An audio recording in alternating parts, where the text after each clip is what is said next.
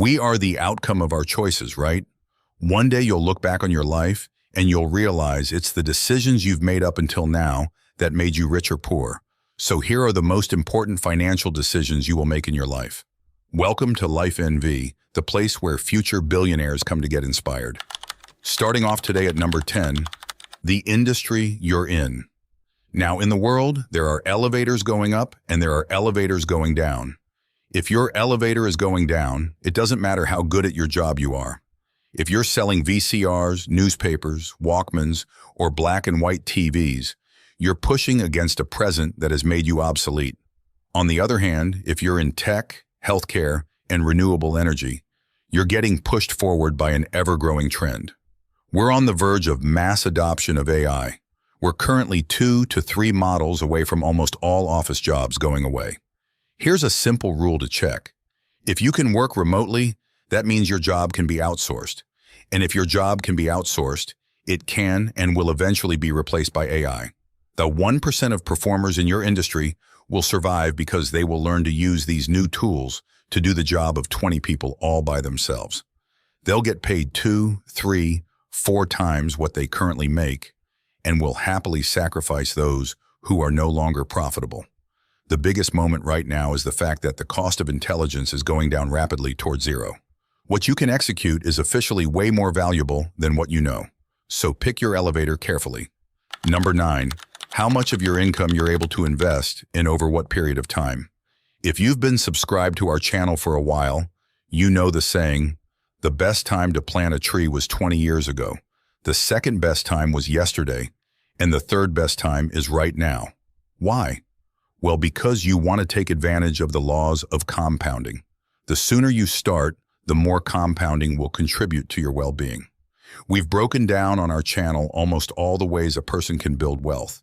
And out of all of them, there's nothing that takes less effort than compound investments. And here's the ultimate example. If on the day your child is born, you invest $7,000 in the S&P 500, which is the index that tracks the American economy, well, by the time your child is ready for retirement, they will have amassed over $1 million in fortune without ever having to do anything. People have this delusional impression that they can somehow beat the market or they know what's best for their money until you look at the numbers. The only way to use time in your favor is to start early and be aggressive. Most of you watching this video don't have a savings problem. You have an earnings problem. Once you take control of your earnings, you're able to increase what percentage of your yearly income you're able to invest. Poor people invest 0% of their income. Rich people invest over 90% of their income on a yearly basis. Where you fall on that spectrum is up to you. Number 8, if you're going to be an employee or an employer. Employees have a wealth ceiling, entrepreneurs don't. So let's talk money. If you want to get rich out of any option this planet has to offer, starting a business has by far the highest probability to make you rich. As of 2024, 1 in 6 people starts a business globally. According to the Economic Journal, the average entrepreneur has twice the net worth of an employee at the end of their lives. It might be hard to believe, but 1 in 128 people is a millionaire today. Yes, that's in US dollars, and yes, that number is global. And if you don't believe us, according to the Credit Suisse Global Wealth Report, there are at least 62.5 million millionaires in the world right now, out of a population of about 8 billion. And 96% of them are first-generation rich, meaning they acquired wealth by building a business or through investments, not inheritance or being born rich. The statistics have never been more in your favor. So there's only one question left for you to ask yourself. Aren't you tired of building up companies that you don't own? Number 7, how much debt you have and how you use it. There's good debt and bad debt, right? You know this. Bad debt makes you poor. Good debt makes you rich. Student loan for a social studies degree, that is bad debt. Borrowing money to buy a hot dog stand and sell hot dogs, good debt. Good debt pays for itself and then some. Good debt is money that has a return higher than the interest you pay on that debt. Bad debt is basically the modern equivalent of slavery. And before you try to cancel us over that, think about it. Someone else gets the fruits of your labor, and you will not be free from those chains until you give the money back and whatever interest they see fit. Debt is a tool and only a handful of people are able to use it properly. Almost everyone else gets burned, enriching other people's lives. Number 6. Your house. Owning a home is a stepping stone of wealth, both from a financial affluence perspective and, the emotional security that comes with it. That said, and look, people do not like hearing this. Your home is not an asset, okay? It's a liability. It costs you money to live in it. It doesn't put money in your pocket. It's a common mistake financially uneducated people make when they say, "But I'm saving $1,500 a month that I used to pay in rent, so it's actually making me money." But it isn't, okay? What it's doing is helping you to build real wealth instead of making somebody else wealthy. A study by the Federal Reserve Bank of St. Louis, titled "The Impact of Home Ownership on Wealth Accumulation," found that homeowners accumulate 44 times more wealth over time compared to renters. And this is mainly due to home equity and forced savings. Renters tend to burn through all their cash. The only way your home becomes an asset is if you move out and someone else rents it from you, which usually happens once you buy your second home. Until then, it's a liability. The purchase of a house is the largest one-time purchase the average person will make in their life. Number 5, your personal car. Now, statistically, your car will be the second biggest liability you'll purchase in your life. We'll talk about the first one in a second. Most people crumble under consumer debt. Not only are you losing money every year owning that car, but someone else is charging you interest on that privilege. Unless you're Ubering in it, your car is costing you money. Gas, maintenance, insurance, and it's not putting any of that in your pocket. Now, before you start typing away in the comment section about how some cars actually appreciate in value, pipe down before you hurt your fingers, okay? Your 2015 Toyota Camry ain't a Ferrari GTO. You need a car for convenience, but nobody needs a really expensive car. The difference between what you need and what you get is the important financial decision. Understanding this point is what makes you smarter with money. Number 4, your education. Now, when we say education, we mean your real value add in the market. Sure, there's still a case to be made for traditional education in academic fields, like being a teacher, a lawyer, or a doctor. In almost every other industry, though, education means apprenticeships, courses, classes, mentorships, that kind of thing.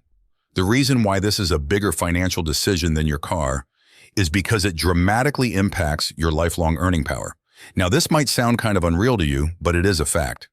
Bachelor's degree holders in the U.S. earn, on average, $1.2 million more in their lifetime than those who just have a high school diploma. They earn 86% more, which translates to around $4,500 more every year. Number 3, where you live. Location is not just geography, okay? It's a strategy for wealth creation and quality of life. Certain locations pay more, cost more, and have more opportunities than others. Historically, people never traveled further than, 60 miles from where they were born.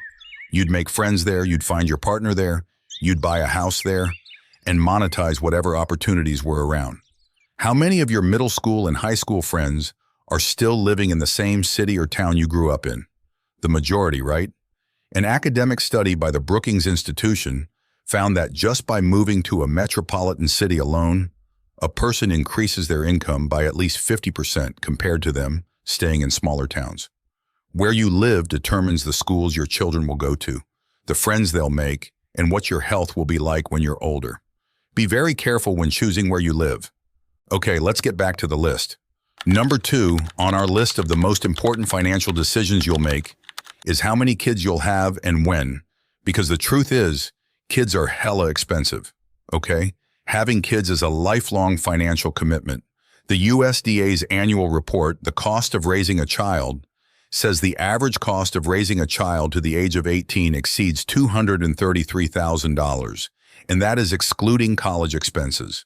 Kids have a direct financial impact on your career choices, your housing, your savings, investments, and your appetite for risk. Not to mention that when you have kids is like another video in and of itself. If you're looking to make that number on the screen go as high as you can possibly get it, well then maybe you shouldn't have kids. But if you're looking to actually be rich in life, having kids is one of the greatest treasures you'll ever get. It's up to you to see what kind of riches you want. So we're closing into the top 2 on this list. What could be more impactful than how many kids? Okay, are you ready for the number 1 decision?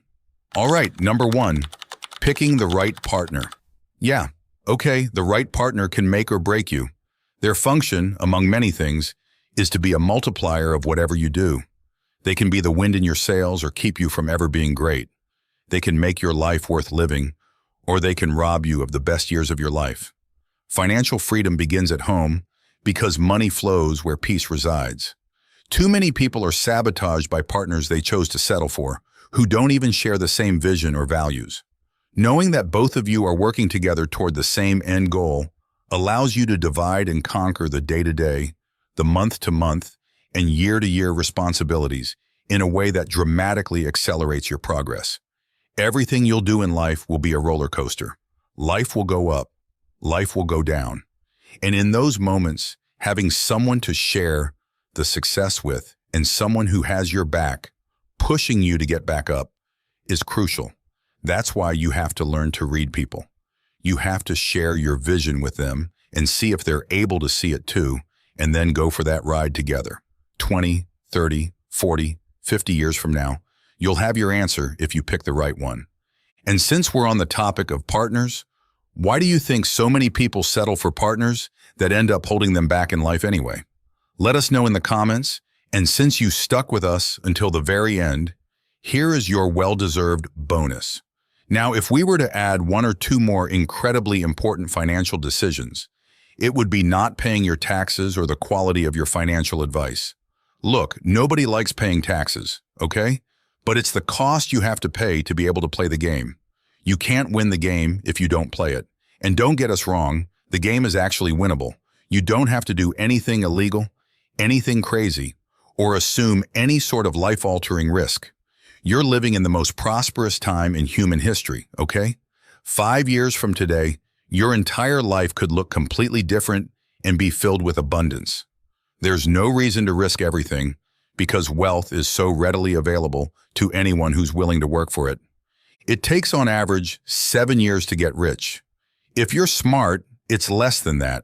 If you're kind of dumb but willing to push at it, it might take you 10 years. But the odds of success, the amount of resources, tools, and valuable advice available to you is unprecedented. If you're one of the few people for whom this list resonated deeply, and you know in your heart there's no way you're dying broke, write the word never in the comments. Let's see how many of you vow to never allow your family to struggle.